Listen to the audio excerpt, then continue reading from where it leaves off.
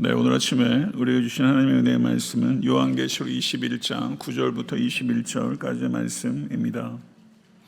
네, 교독하도록 하겠습니다. 일곱 대접을 가지고 마지막 일곱 재앙을 담은 일곱 천사 중 하나가 나와서 내게 말하여 이르되 이리 오라. 내가 신부 곧 어린 양의 아내를 내게 보이리라 하고 성령으로 나를 데리고 크고 높은 산으로 올라가 하나님께로부터 하늘에서 내려오는 거룩한 상 예루살렘을 보이니 하나님의 영광이 있어 그 성의 빛이 지극히 귀한 보석 같고 벽옥과 수정같이 맑더라. 크고 높은 성곽이 있고 12문이 있는데 문에 12천사가 있고 그 문들 위에 이름을 썼으니 이스라엘 자손 12지파의 이름들이라. 동쪽의 셈은 북쪽의 셈은 남쪽의 셈은 서쪽의 셈이니 그 성의 성곽에는 12기초석이 있고 그 위에는 어린 양의 12사도의 12이름이 있더라. 내게 말하는 자가 그 성과 그 문들과 성곽을 측량하려고 금 갈대 자를 가졌더라. 그 성은 네모가 반듯하여 길이와 너비가 같은지라. 그 갈대자로 그 성을 측량하니 12,000 스타디온이요 길이와 너비와 높이가 같더라. 그 성곽을 측량함에 144 규빗이니 사람의 측량 곧 천사의 측량이라. 그 성곽은 벽옥으로 쌓였고 그 성은 정급인데 맑은 유리 같더라. 그 성의 성곽의 기초석은 각색 보석으로 꾸몄는데 첫째 기초석은 벽옥이요 둘째는 남보석이요 셋째는 옥수요 넷째는 녹보석이요 다섯째는 홍만호요 여섯째는 홍보석이요 일곱째는 황옥이요 여덟째는 노곡이요 아홉째는 다망옥이요 열째는 비추옥이요 열한째는 청옥이요 열두째는 자수정이라.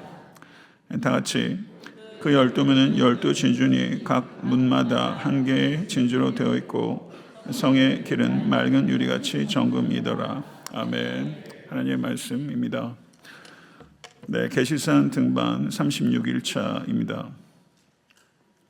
이제 5일, 오늘까지 합하면 이제 5일 남았네요. 네. 요한계시록 21장 9절부터 22장 5절까지는 21장 1절부터 8절에 어저께 강의했던 내용이 이제 새 창조 그리고 새 예루살렘이 어떻게 구체적으로 실현될지를 시각적으로 묘사하는 환상이라고 할 수 있습니다. 어저께는 새 창조 새 예루살렘의 선언이 있었다면 오늘 본문부터 22장 5절까지는 그것이 어떻게 시각적으로 실현되는지에 대한 환상이다 이렇게 볼 수 있고요. 21장 9절부터 10절 오늘 내용을 보게 되면 안내 천사가 안내합니다. 그래서 요한을 높은 산으로 인도해서 새 예루살렘을 보여주는 환상이 시작되고 11절부터 21절까지의 내용은 성의 문과 기초석, 성의 규모 그리고 건축 자재 등을 설명하고 묘사함으로써 이 성이 하나님의 영광을 반사하고 언약 백성의 정체성과 거룩함, 완전성 등등을 상징적으로 보여주고 있는 부분이다 이렇게 볼 수 있습니다. 그리고 내일 강의하게 될 21장 22절부터 27절을 보게 되면 성전이 새 예루살렘에는 성전이 없고 해와 달이 없고 닫을 문이 없고 부정하거나 수치스러운 것이 들어올 수 없음을 보여줌으로써 새 예루살렘의 본질적인 특성, 새 예루살렘의 본질적인 특성과 그 안에서의 거룩한 삶에 대해서 말씀합니다.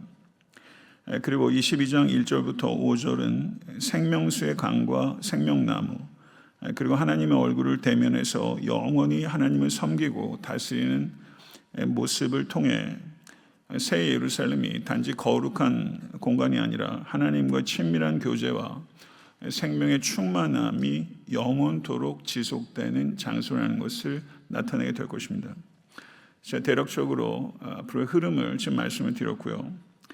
이제 하나님께서 요한에게 보여주신 새 예루살렘의 외적인 모습들을 통해 그 안에 담긴 상징과 또 의미들을 살펴보도록 하겠습니다. 21장 9절부터 10절을 보게 되면 천사가 요한을 안내해서 거룩한 성 예루살렘을 보여주는 장면이 기록되어 있습니다. 그런데 이 장면은 천사가 요한을 인도해서 큰 음녀를 큰 음녀에게 임한 심판을 보여줬던 장면과 정확하게 오버랩됩니다. 17장 1절부터 3절과 17장 1절부터 3절과 오늘 21장 9절부터 10절은 명백하게 평행을 이루고 있습니다. 이것은 단순한 우연이 아니라 의도적인 대비입니다. 의도적인 대조라고 할 수 있습니다. 이와 같은 평행 대조를 통해서 요한이 우리에게 명백하게 강조하려고 하는 내용이 있다는 것입니다. 그렇다면 21장 9절에서 10절 그리고 17장 1절부터 3절을 간략하게 대조하도록 하겠습니다. 두 본문을 보게 되면 모두 7 대접을 가진 7 천사 중 하나가 요한에게 접근해서 새로운 환상을 보여줍니다.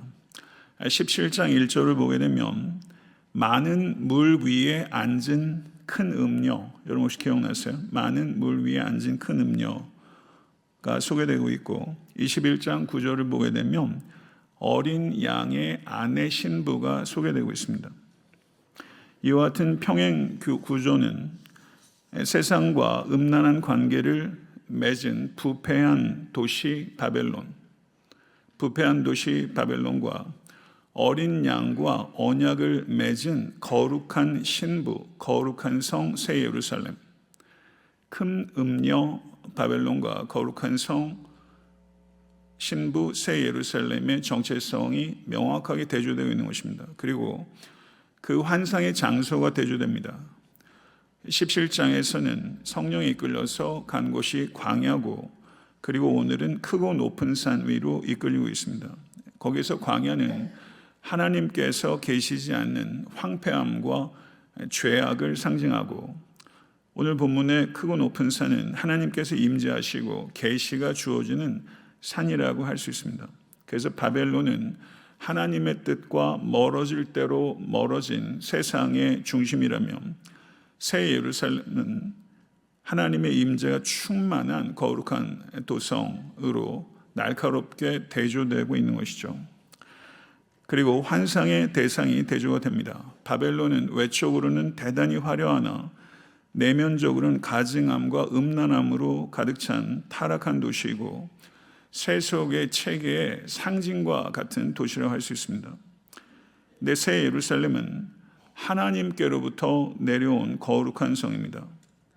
어린 양과의 언약을 맺은 신부로서 새 예루살렘은 거룩한 그리스도의 몸 교회를 상징합니다.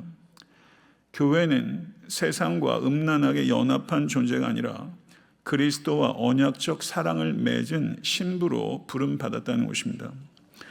그리고 이 큰 음녀 바벨론과 거룩한 신부 예루살렘의 운명이 대조되고 있습니다. 바벨론은 결국 하나님의 심판으로 무너지고, 그리고 바벨론에 속한 자도 멸망하게 됩니다.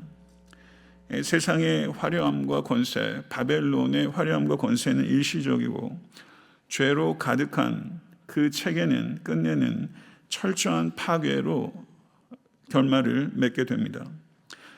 그러나 새 예루살렘은 하나님의 영광으로 가득 차고 성도들은 그 새 예루살렘에서 하나님의 얼굴을 뵈며 영원토록 다스리게 되는 것입니다.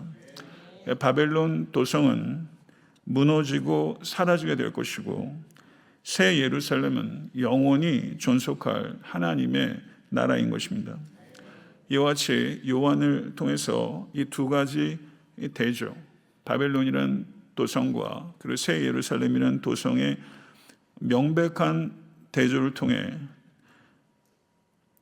음녀와 신부, 광야와 높은 산, 세속의 성과 하늘의 성, 그리고 그 결말이 멸망과 영광으로 대조되는 것을 양극단의 도시를 대조하고 있는 것이죠. 그리고 우리가 어디를 향해서 혹은 어디에 속해서 살아가고 있는지를 묻고 있는 것입니다. 이제 11절을 보게 되면 이 거룩한 성 새 예루살렘의 아름다움이 표현되고 있는데 11절의 말씀은 12절부터 21절까지 이어질 성의 구조적인 묘사, 전체를 여는 현관과 같은 역할을 하는 구절이 11절입니다. 11절의 내용을 보게 되면 하나님의 영광이 있어 그 성의 빛이 지극히 귀한 보석 같고 벽옥과 수정같이 맑더라 이렇게 언급하고 있습니다. 새 예루살렘 성의 본질은 건축 자재나 외형적인 장엄함에 있는 게 아닙니다. 새 예루살렘 성의 본질은 그 안에 거하시는 하나님의 영광입니다. 성의 광채는 보석의 광채가 아니라 하나님의 임재로부터 나오는 하나님의 거룩함과 하나님의 권위의 빛이라고 할 수 있습니다. 그래서 이 새 예루살렘의 모든 구성과 구조와 재료들은 하나님의 영광을 반사하는 것입니다. 고대 사회에서 벽옥과 수정은 인간이 가장 귀하게 여긴 보석일 뿐만 아니라 그것 자체가 신성과 영원성의 상징이기도 한 것이죠. 이와 같은 묘사를 통해서 새 예루살렘은 인간의 노력이나 인간의 권세로 이루어진 도시가 아니라 철저하게 하나님 중심의 도시라는 것을 우리가 알 수 있습니다. 이제 12절부터 14절을 보게 되면 성의 문과 기초석에 대한 설명이 기록되어 있는데 이 하나님의 영광으로 빛나는 새 예루살렘이 이제 어떠한 구조로 되어 있는지를 기술하고 있습니다. 12절부터 14절을 보게 되면 이것이 단순한 건축물이 아니라는 것을 알 수 있습니다. 그래서 이 새 예루살렘은 단순한 건축물이 아니라 하나님의 구속사, 하나님께서 하신 역사들을 상징적으로 드러내고 있다는 것을 알 수 있습니다. 여기서 먼저 크고 높은 성곽은 이미 원수들이 다 불못에 던져진 상태이기 때문에 크고 높은 성곽은 어떤 적으로부터의 침입을 방지하기 위한 방어의 목적이 아닙니다. 그래서 크고 높은 성곽은 하나님의 구원이 완전하고 그 안에 거하는 자들이 영원토록 안전하다라는 것을 표현하는 상징이라고 할 수 있습니다. 12문이 있습니다. 12문이 있는데 동서남북으로 3개씩 나 있죠. 이것은 하나님의 구원이 어떤 특정한 민족이나 특정한 지역에 국한되지 않고 하나님의 구원의 문은 모든 나라와 민족과 족속에게 개방되어 있다는 것을 상징하는 것입니다. 그리고 각 문에 있는 천사들이 있습니다. 문에는 천사들이 있는데 이 천사들의 역할은 경비병의 역할이 아닙니다. 왜 경비병이 아니냐면 적이 없으니까요. 그러면 각 문을 지키고 있는 천사들은 상징하는 것이 있는데 그것은 하나님의 놀라운 통치와 그 질서를 상징하는 것입니다. 이 새 예루살렘에 있는 하나님의 통치와 그 질서의 아름다움이 너무나 경이롭다는 것을 표현하는 상징이 12문에 있는 천사들이다 이렇게 볼 수 있다는 것입니다. 근데 문들 위에 이스라엘 자손 12지파의 이름이 새겨져 있습니다. 이것은 하나님의 구속 역사가 이스라엘 민족 언약 백성으로부터 시작됐다는 것을 상기시키는 것이고 성곽의 기초석도 12개입니다. 그런데 그 기초석에는 어린 양의 12사도의 이름이 새겨져 있습니다. 그래서 이 예루살렘 성은 구약의 유산 위에만 서 있는 도시가 아니라 신약의 복음 위에 세워진 공동체다. 하나님의 구속사 전체를 상징하는 구조물이 새 예루살렘이다. 그래서 이것이 이 도시가 가지고 있는 것은 건축미가 아니라 이 도시가 가지고 있는 의미인데 그것이 하나님의 신구약 전체를 망라하는 하나님의 구속사를 표현하는 건축물이다. 그렇게 볼 수 있습니다. 간단히 말하면 문 위에는 12지파의 이름이, 기초석 위에는 신약의 12사도의 이름이 세워져 있어서 하나님의 구속 역사 전체를 망라한 그 새 예루살렘은 하나님의 구속 역사의 완성이자 하나님의 구속 역사의 종착지라는 것을 이 건축을 통해서 우리가 이해할 수 있다는 것입니다. 15절부터 17절을 보게 되면 이 새 예루살렘 성의 규모가 언급되고 있습니다. 여기서 보게 되면 내게 말하는 자는 7대접을 가진 천사라고 볼 수 있고요. 성과 그 문들과 성곽 이 세 가지를 측량하도록 하고 있습니다. 측량 도구가 뭡니까? 금, 갈대, 자. 금 갈대자입니다. 이것은 구약 성경에서 성전을 측량할 때 사용되었던 도구를 연상케 하고, 그리고 금 갈대자이기 때문에 하늘로부터 온 거룩한 설계 기준을 상징한다, 이렇게 볼 수 있습니다. 근데 여기에서 측량 결과 새 예루살렘은 중요한 것이 길이와 너비와 높이가 같습니다. 길이와 너비와 높이가 같아요. 정육면체 구조예요. 정육면체 구조인데, 여러분, 예루살렘 성전에서 정육면체 구조를 가지고 있던 것이 딱 하나가 있어요. 뭘까요? 성전에서 정육면체 구조를 가지고 있는 것, 지성소입니다. 열왕기상 6장 20절을 보게 되면 지성소가 정육면체 구조를 갖고 있어요. 제 기억으로는 20규빗으로 알고 있는데요. 정확하게 길이, 넓이, 높이가 같은 구조는 지성소밖에 없어요. 그런데 새 예루살렘이 지금 전육면체 구조를 가지고 있다는 것이죠. 그럼 이것을 통해 상징하는 것은 이 새 예루살렘 자체가, 새 예루살렘에는 성전이 없습니다. 제가 내일 말씀을 드리겠지만, 그런데 이 새 예루살렘 자체가 구성이 지성소와 같다는 거예요. 새 예루살렘 자체가 지성소라는 것입니다. 그래서 새 예루살렘은 하나님의 거룩하심으로 완전히 덮여있는 공간, 하나님의 거룩함이 충만하게 덮여있는 공간이 새 예루살렘이라는 것이죠. 이 성의 크기가 12,000 스타디온입니다. 12,000 스타디온인데요, 이게 대략 2,400km입니다. 2,400km면 서울과 부산 거리가 대략 한 400km 되나요? 그럼 그것이 한 6배 정도, 제 기억이 안 나는, 대략 한 400km 정도 보고, 그러면 서울 부산 거리 한 6배 정도가 길이, 너비, 높이예요. 2,400km에 되는 게 길이, 너비, 높이라니까 이게 어마어마한 규모라는 것이죠. 그러면 이것을 우리가 문자적으로 해석해야 되냐? 그렇지는 않다고 봅니다. 물론 어마어마한 크기라는 것을 표현하고 있긴 하죠. 그러면 12,000 스타디온, 그러면 항상 지금 여기에서도 12라는 숫자 계속 반복되어 있는 거 보이시죠? 12,000이면 12 곱하기 얼마예요?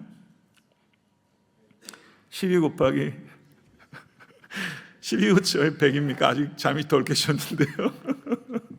네, 12 곱하기 1000. 그래서 충만함과 완전함을 의미하는 공간. 그래서 완성된 구속 공동체 규모를 다 담을 수 있는 공간이라는 것을 상징적으로 표현한다, 이렇게 볼 수 있고요. 그 다음에 이 숫자가 우리가 앞에서 요한계시록 14장 20절을 보게 되면 거기에 1600 스타디온이라는 표현이 있어요. 그거는 이스라엘 팔레스타인의 국경의 길이를 표현한 게 1600 스타디온이었습니다. 이스라엘 국경선이 1600 스타디온이에요. 근데 지금 12,000 스타디온이라고. 그러니까 이거 어마어마한 길인데, 물론 여기에 상징성이 있다, 이렇게 볼 수 있고요. 그러면 이것이 12,000 스타디온이라는 것은 이 새 예루살렘이 한 민족이나 한 나라의 국경의 경계를 넘어서서 모든 나라와 열방과 모든 시대와 모든 나라의 믿는 자들을 포함할 수 있는 그런 열방을 아우르는 우주적인 하나님의 나라다라는 것을 표현하는 것이다, 이렇게 볼 수 있습니다. 여기서 성곽의 높이가 있습니다. 성곽의 높이 몇 규빗인가요? 144 규빗입니다. 144 규빗은 뭐의 제곱승인가요? 12 곱하기 12죠. 네, 13 곱하기 13은 얼마인 줄 아세요? 갑자기 산수 시간으로 169인가요? 11 곱하기 11은 121. 네. 144는 12 곱하기 12. 그러니까 여기에도 상징성이 있죠. 구약의 12지파, 신약의 12지파를 곱한 숫자 144다, 이렇게 볼 수 있어요. 아까 말씀드렸던 대로 이 새 예루살렘 성이 2,400km라고요. 그런데 성곽의 높이는 상대적으로 144 규빗이에요. 65m 정도라고요. 그러니까 성의 높이에 비해서 성곽의 높이가 지나치게 낮죠. 그렇죠. 물리적으로만 따지면. 그러니까 여기에는 상징적인 의미라는 것을 볼 수 있어요. 그러면 하나님의 공동체가 구약의 지파 12, 신약의 사도 12, 그래서 성과의 높이가 그렇다는 것은 구속사 전체를 아우르는 언약의 연속성, 이 예루살렘, 새 예루살렘을 통해서 완성되고 있다. 그래서 어떻게 보면 이 새 예루살렘 성 자체가 성경 전체가 지향하는 것을 건축을 통해서 표현하는 것이다. 이렇게 볼 수 있다. 이렇게 얘기할 수 있겠어요. 여기서 보게 되면 사람의 측량, 곧 천사의 측량이다. 이렇게 말하면서 좀 아리송한 표현이 있는데, 이것은 이 측량이 인간이 이해할 수 있는 방식으로 도량형으로 천사가 계측했다, 측량했다. 이렇게 보면 무난해 보입니다. 간단히 요약해서 말씀드리면 새 예루살렘은 하나님께서 직접 설계하시고 금 갈대자로 측량하신 거룩함과 질서로 충만한 도성, 하나님의 임재로 가득한 영원한 도시입니다. 그 크기와 비율, 숫자 하나하나 속에 하나님의 백성의 충만함, 언약의 완성, 그 구속사의 총체적인 통합이 담겨 있는 것이죠. 그래서 우리는 이와 같은 측량을 통해 하나님의 나라가 얼마나 완전하고 거룩하며 신실한 언약 위에 세워져 있는 도시인가 하는 것을 명확하게 이해할 수 있게 되는 것입니다. 이제 18절부터 21절을 보게 되면 이 성의 재료가 언급되어 있어요. 이 묘사를 통해 우리는 이 재료를 통해 이 도시의 장식을 보는 게 아니라 하나님의 임재와 구속 공동체의 영화로움, 거룩함, 존귀함 등을 상징적으로 이해해야 되는, 여기에 나오는 그런 건축 자재들은 일종의 영적인 언어다, 이렇게 볼 수 있습니다. 그러면 우리가 성경에 이 보석으로 표현한 경우들이 많이 있거든요. 그러면 왜 묘석에 견주어서 이야기할까요? 그것은 이 하나님의 위엄과 광채를 표현할 수 있는 다른 인간 언어가 없기 때문입니다. 우리가 표현을 해야 되는데 거기에 매칭되는 언어가 없어요. 그래서 사용하는 언어가 보석인 거예요. 그래서 우리가 오늘 여기서 나오는 모든 것들은 실제로 우리가 보게 되면 아마 이 표현보다 너무나 신비롭지 않을까 이런 생각이 저희도 들고요. 표현해야 하는, 그러나 다 표현할 수 없는 한계 안에서 새 예루살렘 성을 표현한 것이다, 이렇게 볼 수 있겠고요. 그 성곽이 벽옥으로 되어 있습니다. 전 벽옥이 어떤 보석인지 본 적도 없고 사실 전혀 아이디어가 없는데, 벽옥이 고대 사회에서 가장 값진 보석 중에 하나랍니다. 아마 녹색을 띠고 있는가 봐요. 근데 이것이 요한계시록 4장 3절에서는 하나님의 보좌가 벽옥이었어요. 하나님의 보좌가. 그런데 지금 성곽이 벽옥으로 되어 있어요. 그러니까 성곽이라는 것은 일반적으로 롤드 오브 더 링 같은 데 보면 성곽은 방어를 하기 위한 거잖아요. 거기에다 벽옥을 하겠어요. 근데 이게 다 벽옥이에요. 그러니까 이 벽옥, 이 성곽은 애시당초 방어할 적이 없는 겁니다. 이 벽옥은 하나님의 거룩하심과 하나님의 영광이 건물의 최외곽까지도 벽옥일 정도로 하나님의 영광과 거룩함이 거기에서도 반사되고 있다, 이렇게 볼 수 있습니다. 그리고 그 성은 뭐예요? 정금이에요. 정금. 금을 덧입힌 게 아니라 그 성 자체가 정금이에요. 이 금바 같은 거, 뉴욕 맨하탄에 보관되어 있는 이 금바 하나가 얼마예요? 이게 몇십만 불이라고 하는 것 같던데, 저하고 상관없는 거라서 잘 몰라요. 근데 그 금바 하나가 몇십만 불이라고 그러더라고요. 근데 이게 성이요, 2,400kg, 2,400kg, 2,400kg. 물론 그것이 물리적인 표현인지 어쩌면 더 클 수도 있겠고요. 근데 그것이 다 정금으로 되어 있는데, 그 정금이, 금은 투명하지 않잖아요. 맑은 유리 같다. 맑은 유리 같다. 그래서 하나님의 임재로 인해서 투명하게 빛나는 거룩한 공간이다. 이 맑은 유리 같다라는 것이 보좌 앞에서 유리 같은 바다가 보였었잖아요. 그렇죠? 투명한 유리 같은 바다. 구약 성경에서 금으로 된 데가 어디입니까? 지성소예요. 금으로 입혀진 거예요. 그런데 여기에서는 새 예루살렘 성 자체가 금으로 금박을 씌운 게 아니라 금 자체라는 거죠. 그리고 금 자체인데 그것이 정결한 금이에요. 네, 그래서 이렇게 볼 수 있고요.